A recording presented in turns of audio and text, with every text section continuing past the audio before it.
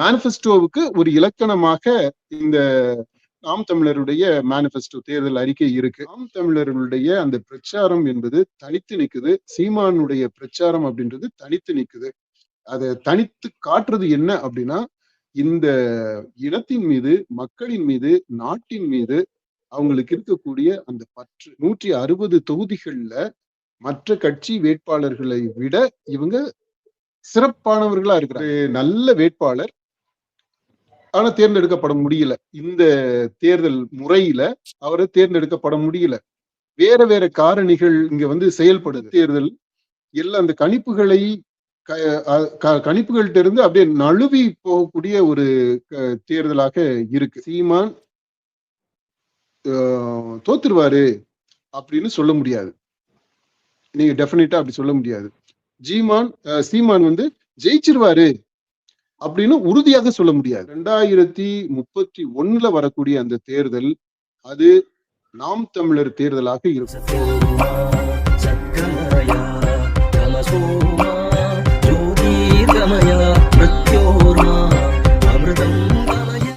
நம்ம இந்த தேர்தல்ல ஒவ்வொரு கட்சிகளுடைய தேர்தலின் அணுகுமுறை, பிரச்சாரங்கள், யுக்திகள் பத்தி நம்ம பார்த்துட்டு வரோம். இன்னைக்கு நம்ம நாம் தமிழர் கட்சியுடைய தேர்தல் பங்களிப்பு எப்படி இருந்துச்சு, அவங்களுடைய பிரச்சாரங்கள் எப்படி இருந்துச்சு அப்படிங்கறத பத்தி ஒரு அசஸ்மெண்ட் மாதிரி பண்ணிடலாம். முதல்ல இந்த நாம் தமிழர் கட்சியினுடைய வேட்பாளர்கள் பட்டியல் அப்படிங்கிறத எடுத்துப்போம். குறிப்பா நாம் தமிழர்ல மட்டும்தான் பெண்களுக்கும் சம வாய்ப்புங்கிறத கொடுத்திருந்தாங்க. ஏற்கனவே நம்ம இதை பத்தி பேசியிருக்கிறோம். அந்த வேட்பாளர்கள் பெண்கள் மட்டும் இல்லாம அந்த வேட்பாளர்களுக்கு நாம் தமிழர் கட்சி கொடுத்த முக்கியத்துவங்கள் எப்படி தேர்வு செய்தாங்க, அதை பத்தி கொஞ்சம் விரிவா பேசிடலாமா? இது விரிவா ஏற்கனவே நம்ம பேசி இருக்கிறோம். அதனால இத இப்போ ஒரு டோட்டலா ஓவரால் அசஸ்மெண்ட் அப்படின்றதுனால அதுல அந்த சேலியன்ட் ஃபீச்சர்ஸ் என்ன அப்படின்றத மட்டும் நம்ம சுட்டி காட்டிடலாம். முதல் பாயிண்ட், நீங்க சொன்னது மாதிரி ஆண்களும் பெண்களும் சம அளவுல சம எண்ணிக்கையில வேட்பாளர்களா களம் இறக்கி விடப்பட்டிருக்கிறாங்க. அது இந்திய அளவிலேயே அதை சாத்தியப்படுத்தி இருக்கக்கூடிய ஒரே கட்சி நாம் தமிழர் கட்சி தான். அந்த விதத்துல அவங்க இந்த தேர்தல் முடிவுகள் எப்படி இருந்தாலும் இந்த தேர்தல்ல ஒரு மிகப்பெரிய சாதனையை நிகழ்த்தி இருக்கிறாங்க. நடக்க முடியாது எதுன்னு இப்பவும் பாருங்க, நாடாளுமன்றத்துல அந்த பிரச்சனை ஓடிக்கிட்டு இருக்கு. பெண்களுக்கு இடஒதுக்கீடு பத்தி அதை எப்படியெல்லாம் தவிர்க்கலாம் அப்படின்றதுக்கு தான் இந்த அரசுகள் திட்டம் போட்டுக்கிட்டு இருக்கிறாங்க, மூளையை பயன்படுத்திக்கிட்டு இருக்கிறாங்க, சட்டங்களை பயன்படுத்துறாங்க. இதெல்லாம் எதுக்குன்னா பெண்களுக்கு அந்த 1/3 மூன்றில் ஒரு பங்கு இடங்கள் ஒதுக்குறது அது கூட கொடுத்துடக்கூடாது அப்படின்றதுக்காக. ஆனா இந்த மாதிரி நீங்க என்ன வேணாலும் பண்ணிக்கங்கடா, ஆனா எது நியாயமோ, எது நேர்மையோ, எது இன்னைக்கு சூழ்நிலையில செய்ய வேண்டியதோ, அந்த எது தர்மமோ அதை நாங்க செய்யறோம் அப்படின்னு சொல்லிட்டு அதை செய்து காட்டி இருக்கிறாங்க. அந்த விதத்துல நாம் தமிழர் மிகப்பெரிய ஒரு ட்ரெண்ட் செட்டா இந்த தேர்தல்ல அது நம்ம பாராட்டுறோம். அது ஒரு முக்கியமான பாயிண்ட். ரெண்டாவது, 234 தொகுதிகளுக்கும் முதல் ஆளா ஒட்டுமொத்தமா எந்த பிட்டு, ஏதாவது ஃபர்ஸ்ட் சில தொகுதிகளுக்கு அப்புறம் ஒரு தொகுப்பு தொகுதிகளுக்கு அப்படி இல்லாம ஒரே டயத்துல எல்லா தொகுதிகளுக்கும் வேட்பாளர்களை அறிவிச்சது அது இன்னொரு முக்கியமான சேலியன்டான ஒரு ஃபீச்சர். மூன்றாவது என்னன்னா, எல்லா வேட்பாளர்களையும் ஒரு இடத்துல ஒன்று கூட்டி அந்த வேட்பாளர்கள் அனைவரையும் ஒரு பொது வெளியில மேடை போட்டு அது ஒரு மாநாடு மாதிரி நடத்தி, குடும்ப விழா மாதிரி அந்த விழாவை நடத்தி அதுல அறிமுகம் செய்தது. அது மூன்றாவது சேலியன்ட் பாயிண்ட். ஏன்னா இதெல்லாம் ஏன் ஒவ்வொன்றும் தனித்துவம் மிக்கது அப்படின்றனா, மற்ற கட்சிகள் இப்ப உதாரணமா தாவேகா அவங்களுமே கூட 234 தொகுதிகளுக்கு வேட்பாளர்களை அறிவிச்சாங்க. ஆனா அது எல்லாமே ஒரு ஸ்டார் ஹோட்டல் பேக்ரவுண்ட்ல வச்சுட்டு அறிவிச்சாங்க. ஒரு தனிப்பட்ட ஒரு கட்சி நிகழ்ச்சி அப்படின்றது மாதிரி பண்ணிக்கிட்டாங்க. ஒரு பிரைவேட் ஃபங்க்ஷன் அப்படின்றது மாதிரி தான் அது இருந்துச்சு. ஆனா நாம் தமிழர் கட்சி தான் ஒரு பெரிய பொது விழாவாக, குடும்ப விழாவாக, நம்ம சொன்னது மாதிரி அந்த இதை பத்தி நம்ம ஏற்கனவே விரிவா காணொலி போட்டிருக்கிறோம். அங்க என்ன நடந்துச்சு அந்த மாநாட்டுல அப்படின்ட்டு. அந்த மாதிரி ஒரு மாநாடாக நிகழ்த்தினது நாம் தமிழர் கட்சி. இப்ப இது மூன்றையும் நம்ம குறிப்பிட்டு சொல்லக்கூடியதாக இருக்கு. இது அவங்களுடைய அந்த வேட்பாளர்களுடைய தேர்வு, அதை பொறுத்த மட்டும். அடுத்த பாயிண்ட் நம்ம போலாம்.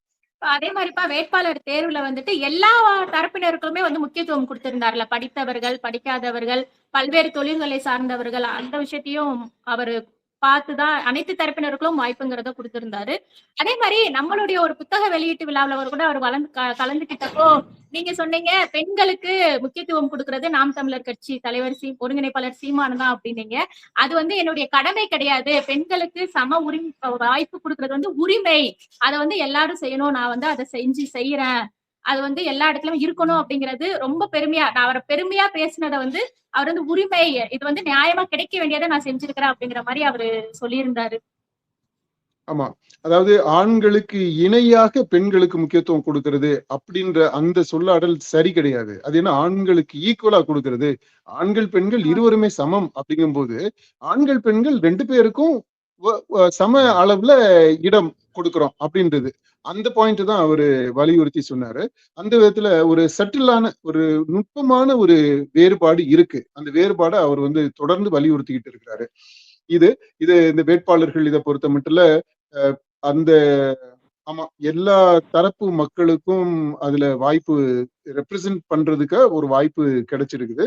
அதுல படிச்சவங்க பெரும்பாலும் எல்லாருமே படிச்சவங்களா இருக்கிறாங்க. ஆனா ஒவ்வொரு வேட்பாளரையும் அறிமுகப்படுத்தும்போது, அவங்க படிப்பையும் சேர்த்து சொன்னாங்க.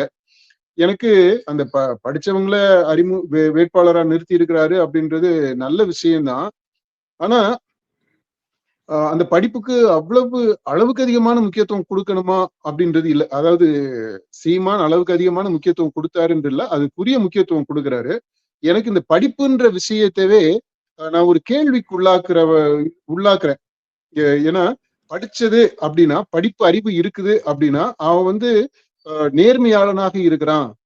நீதி உணர்வு உள்ளவனாக இருக்கிறாங்க அப்படின்றதுக்கான உத்தரவாதம் கிடையாது.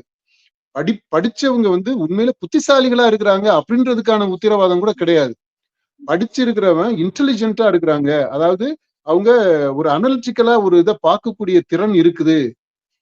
ஒரு ஆய்வு ஒரு பகுத்து அறிஞ்சு பார்க்கக்கூடிய ஒரு அறிவு திறன் இருக்கு அப்படின்றதுக்கான உத்தரவாதமும் கிடையாது. அதனால இந்த படிப்புன்றத நம்ம சொல்ல முடியாது. ஏன்னா இன்னைக்கு நாட்டுல நடக்கிறத நம்ம பார்க்கிறோம் இல்லையா? கண்மூடித்தனமா உணர்ச்சி வசப்பட்டு ஒரு ஒரு அதாவது ஒரு திரை பிரபலங்கள் பின்னாடி போறதை நம்ம பார்க்கிறோம். கல்ட் ஃபிகர்ஸ் பின்னாடி போறத பாக்குறோம். செலிபிரிட்டிஸ் பின்னாடி, இன்ஃப்ளூயன்சர்ஸ் பின்னாடி போறத பாக்குறோம். இதுல இந்த இன்ஃப்ளூயன்சர்ஸ்க்கு பின்னாடி, செலிபிரிட்டிஸுக்கு பின்னாடி இந்த விளையாட்டு வீரர்கள், சினிமா நட்சத்திரங்கள், அரசியல் தலைவர்கள் அப்படி நீங்க யார வேணாலும் எடுத்துக்கோங்க. ரொம்ப பிரபலமானவங்க, இந்த பாப் சிங்கர்ஸ் இவங்கெல்லாம் எடுத்துக்கிட்டீங்கன்னா, அவங்க பின்னாடி போறவங்கல நீங்க பாருங்க அவ்வளவு படிச்சவங்க இருக்கிறாங்க. எல்லாருமே தற்குறிகளா, முட்டாள்களுமா பின்னாடி போய்கிட்டு இருக்கிறாங்க. ரசிகர்களா இருக்கிறவங்க அவ்வளவு பேர் படிச்சிருக்கிறாங்க. பிஏ, எம்ஏ, பிஹெச்டி என்னென்னமோ படிச்சிருக்கிறாங்க. படிச்சவங்க பூராமே பின்னாடி போய்கிட்டு இருக்கிறாங்க இல்லையா? அதனால படிப்புன்றது ஒருத்தருடைய அறிவு திறனை, சிந்திக்கும் திறனை மெஷர் பண்றதுக்கான அளவுகோல் இல்ல. அது ஒரு பக்கம். அடுத்து இந்த படிப்புன்றது அவங்க வாழ்க்கையில ஒழுக்கமானவர்களாக இருப்பார்கள் அப்படின்றதற்கான எந்த உத்தரவாதமும் இல்ல. அது வந்து ஒரு இண்டெக்ஸ் கிடையாது.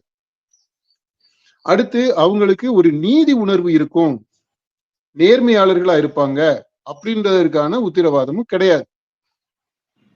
ஓகே. அதனால இந்த படிப்பு அப்படின்றத நம்ம ஓகே ஒரு ஒரு ஒரு கணக்குல எடுத்துக்கிறோம். படிக்கணும் அப்படின்றதுக்கு ஒரு முக்கியத்துவம் கொடுக்கிறோம்.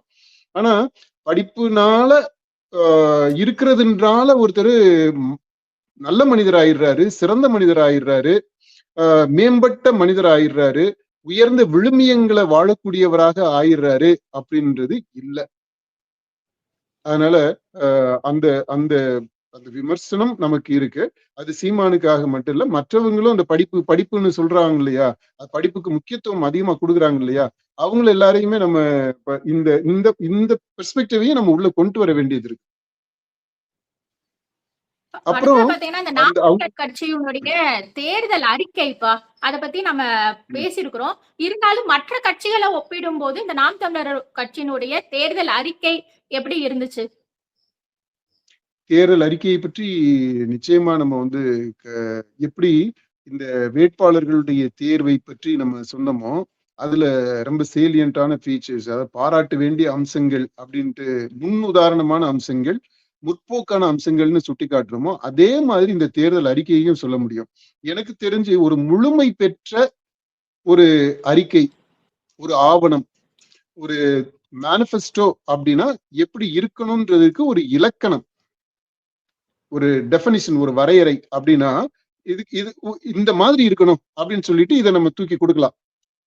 ஒரு புதுசா ஒருத்தர் கட்சி ஆரம்பிக்கிறாங்க அப்படின்னா, அப்பா நீங்க உங்களுடைய தேர்தல் அறிக்கை எப்படி இருக்கணும்னா இந்த பாரு, இந்த நாம் தமிழர் கட்சியினுடைய தேர்தல் அறிக்கையை பாரு, இந்த மாதிரி ஒரு கட்சியினுடைய அறிக்கை இருக்கணும் அப்படின்னு நம்ம சொல்லக்கூடிய அளவிற்கு எப்படி இலக்கணம், இது இலக்கணத்துக்கு தொல்காப்பியம் அப்படின்றோம். ஒரு இலக்கியம் எப்படி இருக்கணும், ஒரு காப்பியம் எப்படி இருக்கணும்னா அதுக்கு ஒரு வரையறை இருக்குது இல்லையா?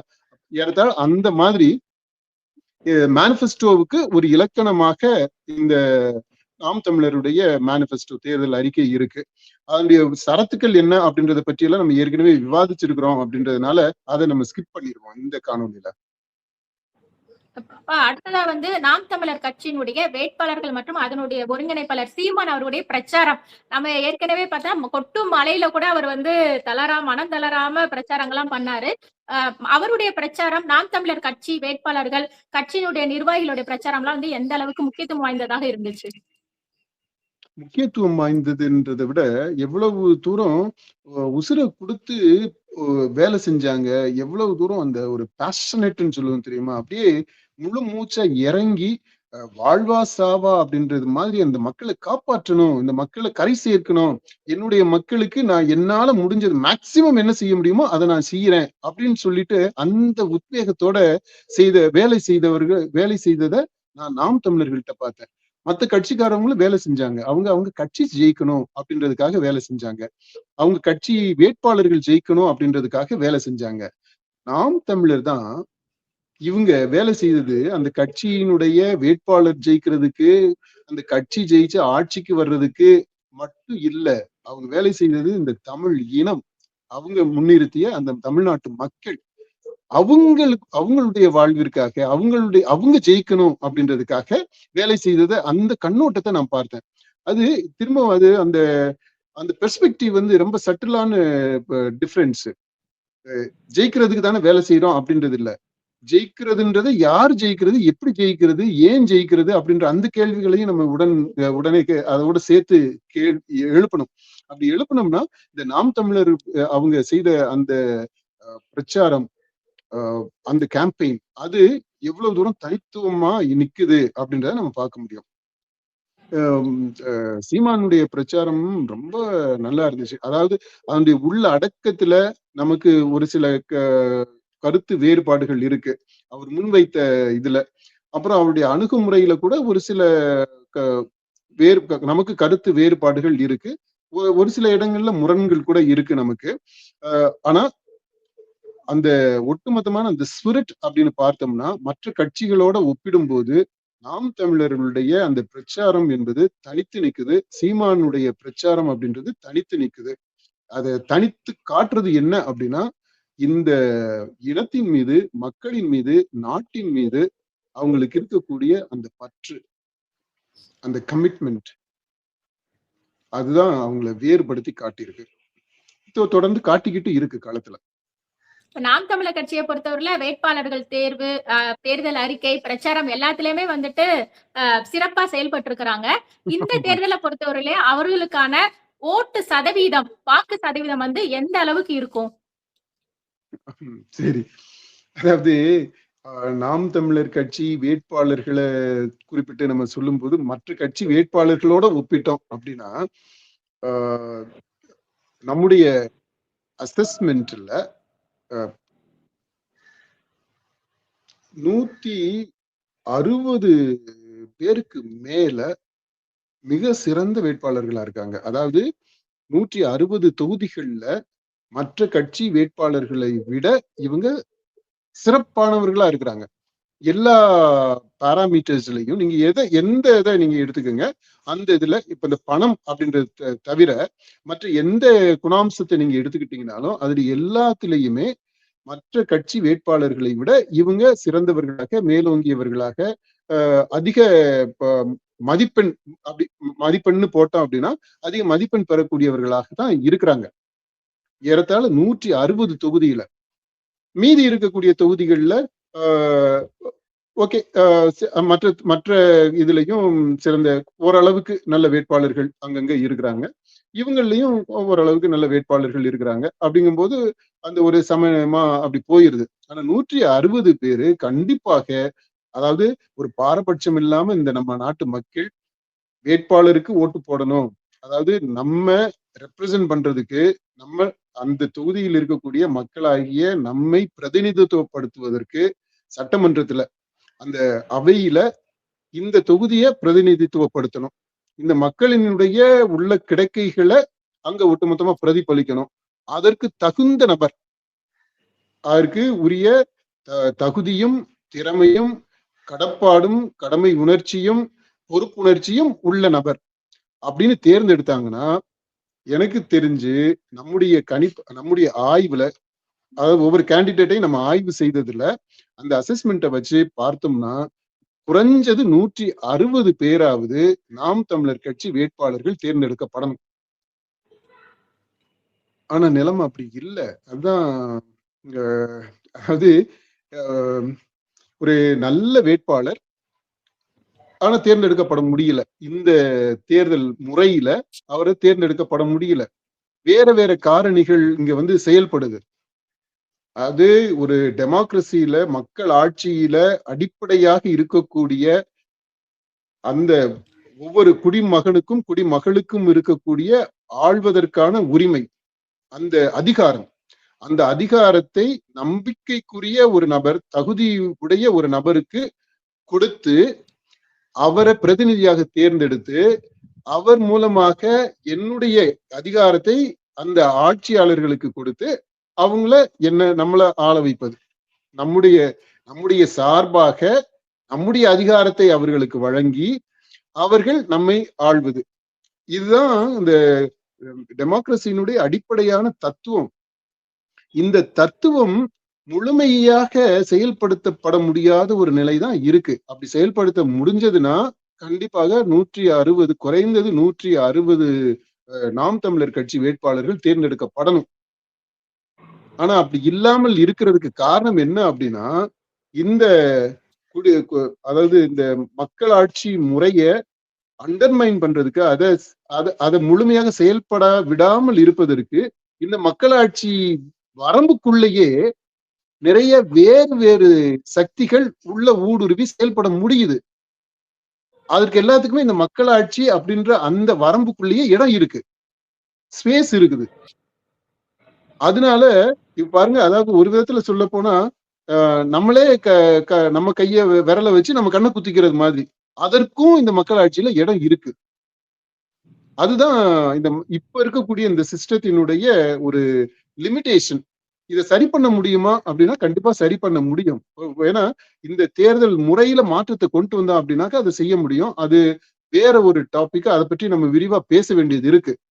அது விரிவாக தொடர்ந்து பேசணும். ஏன்னா இந்த தேர்தல் முறைய அதை நோக்கித்தான் போக வேண்டி இருக்கும்னு நினைக்கிறேன். அந்த மாதிரி இருக்கிறதுனால வாக்கு சதவிகிதம் அப்படின்னா நம்முடைய கள ஆய்வுல ஒரு வித்தியாசமான அணுகுமுறையை பின்பற்றி நம்ம செய்திருந்தோம். ஃபியூச்சர்ஸ் அப்ரோச், அந்த ஃபியூச்சர்ஸ் ஸ்டடீஸ் அப்ரோச்ல நம்ம அதை அணுகி இருந்தோம். செஃபாலஜின்றதுக்கே இன்னொரு பரிமாணத்தை நம்ம கொடுத்துருக்குறோம். அந்த நம்முடைய ஆய்வுல பார்க்கும்போது 30 விழுக்காடுக்கு மேல, 30ல இருந்து 35 விழுக்காடு வரைக்கும் மக்கள் முடிவு செய்யாதவர்களாக இருந்தாங்க 19ஆம் தேதி வரைக்கும், 19ஆம் தேதி இரவு வரைக்குமே. அப்போ அந்த சூழ்நிலையில நாம் தமிழருக்கான வாக்கு அப்படின்னு பார்த்தோம்னா ஒரு 6 விழுக்காடு இருக்கும் அப்படின்னு இருந்தோம். அதாவது 30 விழுக்காடு முடிவு செய்யாதவர்கள், முடிவு செய்தவர்கள்ல 6 விழுக்காடு, அது 5ல இருந்து 7 வரைக்கும் அந்த ரேஞ்ச் ஒன்று சொல்லியிருந்தோம். திமுகவிற்கு அது மாதிரி ஒரு 20 விழுக்காடு, அதிமுகவுக்கு ஒரு 21 விழுக்காடு அப்படின்றோம். அதாவது திமுகவுக்கும் அதிமுகவுக்கும் 20, 21 இருக்கும்போது நாம் தமிழருக்கு 6 அப்படின்னு நம்ம சொல்லியிருந்தோம். தாவிகாவிற்கு 13 விழுக்காடு சொல்லியிருந்தோம். இப்ப அந்த 30 விழுக்காடு மக்கள் முடிவு செய்யாதவர்கள் முடிவு செய்து ஓட்டு போட்டுட்டாங்க. 30ஆம் தேதி போட்டாங்க. அவங்க ஓட்டு போட்ட பிற்பாடு நிலவரம் எப்படி இருக்கும் அப்படின்றது நாம பார்க்கிறோம். இந்த 30ஆம் தேதி 23ஆம் தேதியும் 24ஆம் தேதியும் நம்ம மக்கள்கிட்ட அந்த கருத்துக்களை கேட்டோம். அதாவது எக்ஸிட் போல் பண்ணல, நம்ம அதுக்கு பதிலாக குவாலிட்டேட்டிவா அப்சர்வேஷன்ஸ், இன்டராக்ஷன்ஸ், இன்டர்வியூஸ் அதை நம்ம பண்ணி அதன் மூலமா பெற்ற தரவுகள்.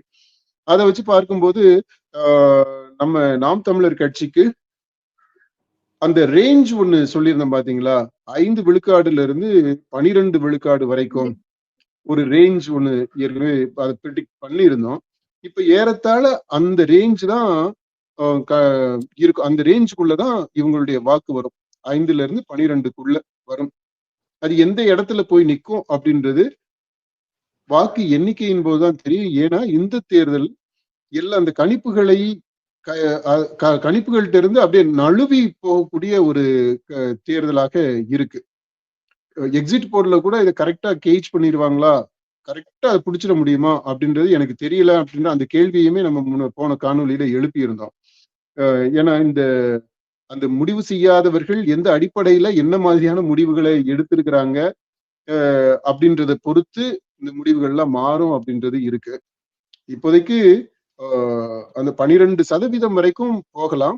அதுவுமே அந்த ஒரு பர்டிகுலர் சினாரியோ வரும்போது அதாவது அந்த 4வது சினாரியோ நம்ம சொல்லி இருந்தோம். அதுக்கு ரிப்போர்ட்ல பார்த்தா தெரியும். அது வரும்போது 12 வரைக்கும் போகும். ரொம்ப அவங்களுக்கு பாதகமான ஒரு முடிவு வருது அப்படின்னா அது 5 விழுக்காடுல போய் நிற்கும். இதுக்கு இடையில எங்க வேணாலும் இருக்கலாம். சீமான் அவர் காரைக்குடி தொகுதியில போட்டியிட்டு இருக்கிறாரு. அவருக்கான வெற்றி வாய்ப்புகள் எப்படி இருக்கும்? காரைக்குடி தொகுதியை நம்முடைய டீம்ல இருந்து சிறப்பா அனலைஸ் பண்ணோம். தொடர்ந்து அந்த களத்துல தேர்தல் வாக்குப்பதிவு முடிந்த பிற்பாடும் கூட அங்கிருந்து மக்கள்கிட்ட இருந்து கருத்துக்களை என்ன எப்படி போட்டாங்க, என்ன வரும் அப்படின்றத சேகரிச்சிருக்கிறாங்க. எப்படின்னா நம்ம அந்த ஆரம்பத்துல என்ன சொன்னோமோ அந்த காரைக்குடி தொகுதியை பற்றி அதேதான் இப்பவும் சொல்றது மாதிரி இருக்கு. அதாவது சீமான் தோத்துருவாரு அப்படின்னு சொல்ல முடியாது. நீங்க டெஃபினட்டா அப்படி சொல்ல முடியாது. சீமான் ஜெயிச்சிருவாரு அப்படின்னு உறுதியாக சொல்ல முடியாது. அதாவது ஒரு கடும் போட்டி இருக்கு. அந்த கடும் போட்டி யாருக்கு சாதகமாக போக போகுது, அதாவது எல்லாமே இந்த நூல் இழையில தான் இந்த இதெல்லாமே இருக்கு. அது அந்த திரும்பவும் அந்த 1/3 வாக்கு முடிவு செய்யாதவர்கள் இருந்தாங்க இல்லையா, அந்த 30 விழுக்காடு 33%. அவங்களுடைய முடிவு என்ன இந்த தொகுதியை பொறுத்த மட்டும் அப்படின்றத பொறுத்து சீமானுக்கு வெற்றியா இல்லையா அப்படின்றது முடிவாகும். இப்போதைக்கு அது கடும் போட்டி அப்படின்ற ஒரு நிலையில தான் நிக்குது. 4ஆம் தேதி தான் அதற்கு சரியான விடை கிடைக்கும். அதனால நம்ம இதுதான் ஆக்சுவலா சொல்ல போனா பல தொகுதிகள்ல இன்னைக்கு இந்த நிலையில தான் இருக்கு. யாருக்கும் அந்த இது ஈஸியா இது இவங்களுக்கு கிடைச்சிரும், இது அவங்களுக்கு கிடைச்சிரும் அப்படின்னு சொல்றது மாதிரி இல்ல. எல்லாமே மே 4ஆம் தேதி வாக்கு எண்ணிக்கை வரைக்கும் காத்திருக்க வேண்டிய நிலைதான் இருக்கு. நம்ம ஏற்கனவே சொன்னோம் பாத்தீங்களா, இது இந்த கட்சியினுடைய கோட்டை அப்படின்ற அந்த கட்சியினுடைய கோட்டை அப்படின்ற அந்த இது எல்லாமே அடிபட்டு போயிருச்சு இந்த தேர்தல்ல. அப்படி இருக்கிறதுனால இன்னும் இந்த 4ஆம் தேதி வரைக்கும் வெயிட் பண்ணிட்டோம்னா தெரியும். ஆனா இப்போதைக்கு கடும் போட்டி அப்படின்ற நிலையில தான் இருக்கு அந்த தொகுதி. நாம் தமிழர் கட்சியை பொறுத்தவரையில இந்த தேர்தல் எந்த அளவுக்கு முக்கியத்துவம் வாய்ந்ததா இருக்கும்? அவர் இப்ப இந்த 2026 தேர்தலை பார்த்தீங்கன்னா தாவேகாவை மையப்படுத்திய தேர்தலா இருக்குது அப்படிங்கிறத நம்ம பேசியிருக்கிறோம். அதே மாதிரி இந்த நாம் தமிழர் கட்சிக்கு இந்த தேர்தல் எந்த அளவுக்கு வாய்ப்பளிக்கும்? அவர்களுக்கான தேர்தலா எந்த ஆண்டு மாறும்? அவர்களுக்கான தேர்தல் தான். இந்த எல்லா தேர்தலுமே அந்தந்த கட்சிகளுக்கு உரிய தேர்தல் தான்.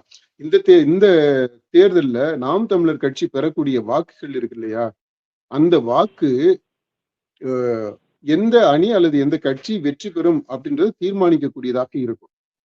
இது ஏற்கனவே நாம சொன்னதுதான். ஏன்னா நாம் தமிழர் கட்சி அது அது செயல்பட்டுக்கிட்டு வந்திருக்கக்கூடிய விதம், ஒவ்வொரு தேர்தல்லையும் அவங்களுடைய கள செயல்பாடு எப்படி இருக்கு, மக்களுடைய ஆதரவு அதுக்கு எப்படி இருந்திருக்கு அப்படின்றத ரெண்டையும் சேர்த்து நம்ம ஒருங்கிணைந்து பார்த்தோம்னா, இந்த தேர்தல்ல அது இந்த கடுமையான 4 முனை 5 முனை போட்டிகள் நிலவுது. அது திமுக அணி, அதிமுக அணி, நாம் தமிழர், தாவேக, அப்புறம் மற்ற கட்சிகள், அப்புறம் சுயேட்சைகள், அப்புறம் இதையுமே கூட நம்ம சேர்த்துக்கணும் நோட்டா. அப்ப அப்படி பார்த்தோம்னா 6 முனை 7 முனை போட்டி ஆயிருது.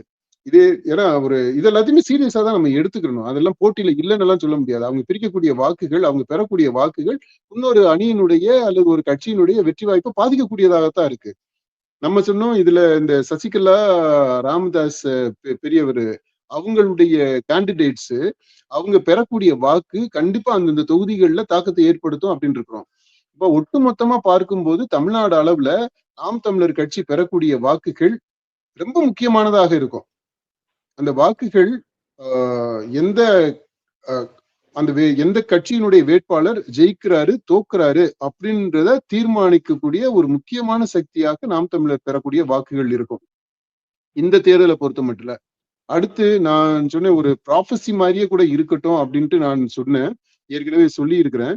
அதை திரும்பவும் இந்த இடத்துல நான் சொல்றேன். 2031 வரக்கூடிய அந்த தேர்தல் அது நாம் தமிழர் தேர்தலாக இருக்கும்.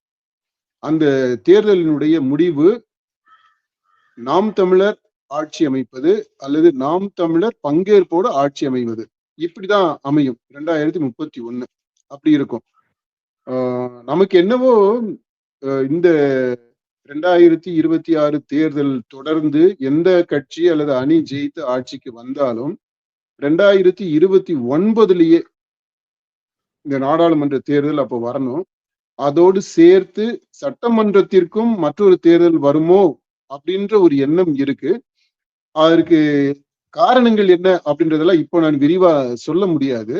ஆனா அப்படி ஒரு சூழலும் வரலாம். அப்படி ஒரு சூழல் வந்தாலும் அது நாம் தமிழருக்கான தேர்தலாக இருக்கும்.